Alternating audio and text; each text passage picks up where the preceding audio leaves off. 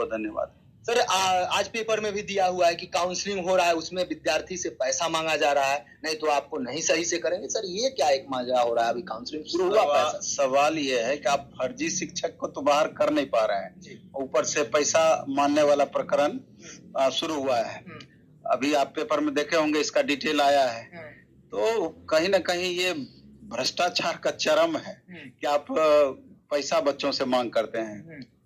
और सबसे बड़ी बात है, अभी सबसे जो मेन चीज है कि रिजल्ट का लगातार छात्र बेचैनी से इंतजार कर रहे हैं। कई छात्र रात में 2 बजे 3 बजे कॉल कर देते हैं, सर कहाँ रिजल्ट दिखा रहा है। अरे मेरा कहना है कि आप धैर्य बना करके रखें। बीपीएससी हमको ऐसा लगती है कि अभी एग्जाम बीपीएससी का है तो उसी में पूरी तरीके से इंगेज लगता है। इस खातिर से रिजल्ट में थोड़ा विलंब हो रहा है। मैं भी रिजल्ट दे देना चाहिए था। आप दे करके बच्चों का छात्रों का आप तनाव निश्चित रूप से आप दूर करते तो कहीं ना कहीं ये स्पष्ट कर देते कि हम किस दिन रिजल्ट देने वाले हैं। तो अभी जो भारी तनाव में छात्र बैठे हुए हैं उनको थोड़ा राहत महसूस होती है। अब सवाल ये है कि रिजल्ट तो आप दीजिएगा, ये तो कहीं कोई दिक्कत वाली बात नहीं है। लेकिन जो मैक्सिमम छात्र परेशान है, जैसे 1 to 5, 6 to 8 का रिजल्ट देखा गया, उसमें हजारों की संख्या में ऐसे छात्र हैं कि बराबर मार्क्स हो गया, कंफर्म नहीं हो पाया उनका, एज के कारण छूट गया, दूसरे कारणों से छूट गया।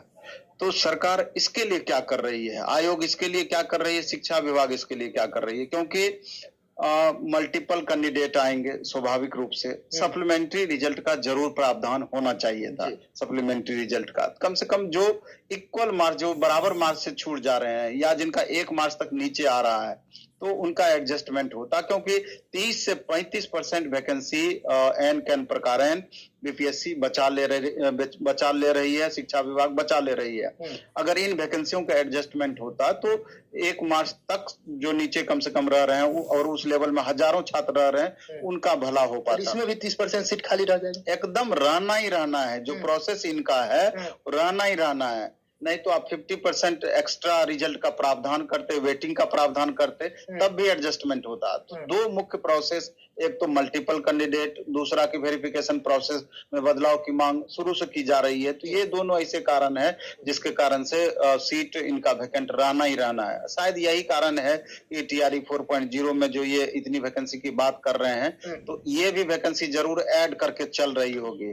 लेकिन छात्रों को तो यहाँ पर दिक्कत है इस मामले को लेकर। फर्जीवाड़ा में निगरानी विभाग को भी हस्तक्षेप करना पड़ा, शिक्षा विभाग को लेटर देना पड़ा कि सभी शिक्षकों का, वो चाहे टीआरई 1 हो या टीआरई 2 हो, उनकी प्रमाण पत्रों की केंद्रीकृत जांच किया जाए, यानी सेंट्रलाइज जो प्रोसेस है उस तरीका से जांच, यानी कहीं ना कहीं जांच करने में कुछ ढीलासिली है। ये तो शुरुआत से ही टीआरई 1 से ही ये चीज चल रही है। और ऐसा नहीं है कि शिक्षा विभाग को पता नहीं होगा, बीपीएससी को पता नहीं होगा, सरकार को पता नहीं होगा। तो कहीं ना कहीं इन वजहों से सीटें खाली होती है और वो सीट अगली वैकेंसी में जाकर के ऐड होती है। तो यही बड़ा कारण है, हमको लगता है कि लूप होल का।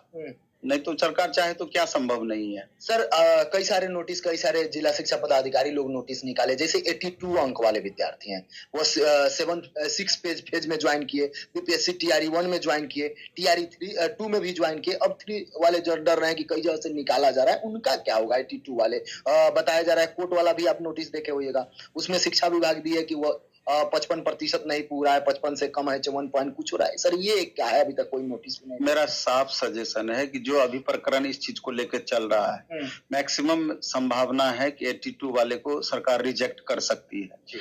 तो इसको लेकर के अभी चाहिए कि तमाम वैसे छात्र जो अभी भी वीडियो देख रहे होंगे इस मामले को लेकर के, अपना मोबाइल नंबर शेयर करें और एक मजबूत ग्रुप बनाएं। और अंतिम में आप कोर्ट में ही शरण लेना एक लास्ट उपाय हमको जो दिख रहा है। आप एक ग्रुप बना के कोर्ट में जाइए और अच्छे वकील को रखिए और एक पार्टी आप सीबीएसई को बनाइए, क्योंकि सीबीएसई 100% एक्सेप्ट करती है 82 को। तो वो अपने पक्ष को रख करके जरूर हमको लगता है कि छात्रों के पक्ष में फैसला पर पहुंचा सकती है, छात्रों के हक में जा सकती है बातें। सर मतलब ज्वाइनिंग के बाद भी इन लोगों के साथ समस्या हो सकता है। अब क्यों नहीं, अभी देखिए ना कई डिस्ट्रिक्ट से निकाला जा रहा है, तो आप कैसे दावे के साथ इस मामले में बोल सकते हैं? वेरिफिकेशन होने वाला है, आप देख लीजिएगा कि वेरिफिकेशन होने वाला है और उस समय क्या करती है, निकालती है कि एक्सेप्ट करती है।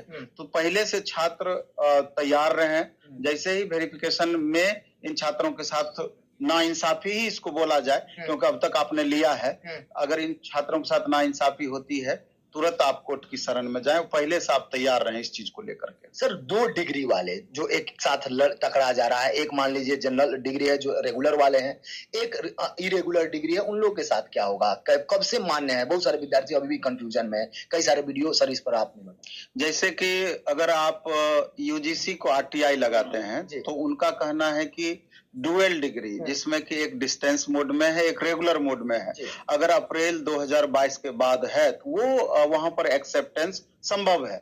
लेकिन अगर यही आप डीओ कार्यालय में जाएंगे तो कहीं डीओ कार्यालय में हाँ बोलेगा और कहीं एकदम स्ट्रिक्टली आपको निगेटिव बोलेगा कि नहीं नहीं हम लोग इस तरह का नहीं लेते हैं। तो इसको लेकर कंट्राडिक्शन बना हुआ है। एक तो इसको लेकर कंट्राडिक्शन बना हुआ है, दूसरा कि कोई साइंस पढ़ने वाले छात्र हैं ग्रेजुएशन में, आगे चल करके आर्ट्स पेपर पोस्ट ग्रेजुएशन में रखना चाहते हैं, तो या फिर कोई सब्सिडरी पेपर से पोस्ट ग्रेजुएशन करते हैं, तो उनको उनका भी इंक्वायरी अच्छा खासा होता है कि क्या सर हमको आगे चल करके प्रॉब्लम भी हो सकती है। जबकि आप टीआरई का टीआरई 1, टीआरई 2, टीआरई 3 का नोटिफिकेशन निकाल के देखिए, वहां पर स्पष्ट सिर्फ ये लिखा हुआ है कि पोस्ट ग्रेजुएशन में आपका सब्जेक्ट क्या है और स्टेट पेपर 2 उस सब्जेक्ट से आप पास हैं कि नहीं। बाकी बीएड में आपने क्या रखा है, ग्रेजुएशन में क्या है, इन सब बातों की कोई चर्चा नहीं है। तो स्पष्टतया यहाँ पर भी शिक्षा विभाग को या बीपीएससी को क्लियर बताना चाहिए कि क्या संभव है, उस हिसाब से छात्र अपनी करियर को लेकर आगे बढ़ते।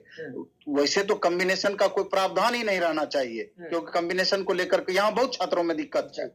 तो ऐसे छात्र शिक्षा विभाग को आरटीआई लगाएं और ऑनलाइन आरटीआई ही कर दें, 1 सप्ताह में जवाब आ जाता है। तो जैसा जवाब वहां आता है उस हिसाब से अपना प्रोसेस को आप आगे बढ़ाएं। 11-12 का रोस्टर ऑफिशियल कब तक दिया जा सकता है सर? अभी भी अभी ऑफिशियल हमको लगता है कि बीपीएससी में सब मामला उलझा हुआ है। बीपीएससी प्रशासनिक वाले एग्जाम को लेकर के 1-2 दिन के अंदर में ऐसा प्रतीत होता है सब चीज क्लियर हो जाना चाहिए, क्योंकि वेरिफिकेशन का भी डेट आपका दिया हुआ है, तो सब डेट एक बगल से आपका फेल कर रहा है। सर उन विद्यार्थी को क्या कहिएगा? बहुत सारे विद्यार्थी ये सोच रहे हैं कि टीआरई को लेकर बहुत सारे यूट्यूब पर भ्रामक फैलाया जा रहा है कि टीआरई 4 नहीं आएगी, टीआरई 4 का कोई संभावना नहीं है, लेकिन इधर बताया जा रहा है कि अनुपात पूरा हो गया है। जबकि अनुपात देखा जाए तो 1 लाख जो 70,000 निकला, 1,20,000 जो निकला, 87,000 उस पर अनुपात बताया जा रहा है, जबकि उतना शिक्षक की तो भर्ती हुई नहीं। आप माननीय शिक्षा मंत्री जी का भी इंटरव्यू ले लीजिए, एससीएस सर का भी, सिद्धार्थ सर का भी इंटरव्यू ले लीजिए। उनका स्पष्ट कहना था कि टीआरई 3 का जब रिजल्ट आ जाएगा ये छात्र ज्वाइन कर लेंगे, उसके बाद हम पूरा डिटेल निकालेंगे कि कितनी सीटें खाली रह गई, कितनी सीटें भरी है। तो जब इसका डिटेल आने के बाद अन्य सीटों को ऐड करके जो पहले से संभावित बताया जा रहा है, तब जाकर के हम क्लियर करेंगे। टीआरई 4.0 आना तय है, ये बताया जा रहा है पहले से।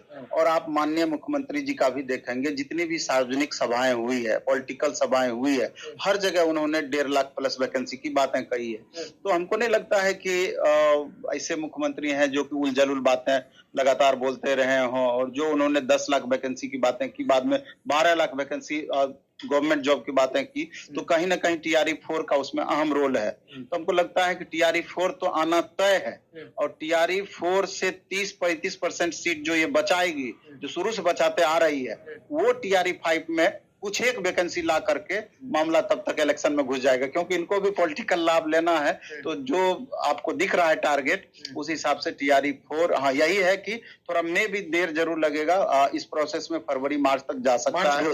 हाँ, क्यों नहीं हो सकता है, क्योंकि अभी रिजल्ट देने के बाद, डिस्ट्रिक्ट अलॉटमेंट के बाद जब ज्वाइनिंग इसको कराया जाएगा, बाद में जब सीटों का लेखा जोखा लिया जाएगा, बहुत सारे इस बीच में प्रोसेस होते हैं, 2-2.5 महीना तो लगना ही लगना है। तो फरवरी मार्च में भी टीआरई 4 की वैकेंसी आए और उसके 1-2 महीने के बाद एग्जाम हो पाए।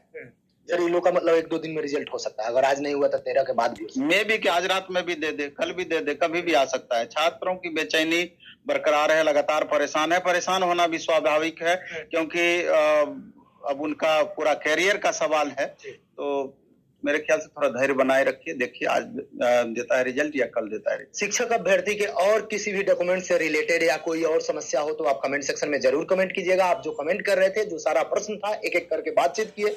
अब मैं मानता हूं कि आपका पूरा उसमें जो समस्या होगा, सभी समस्या का समाधान मिल गया होगा।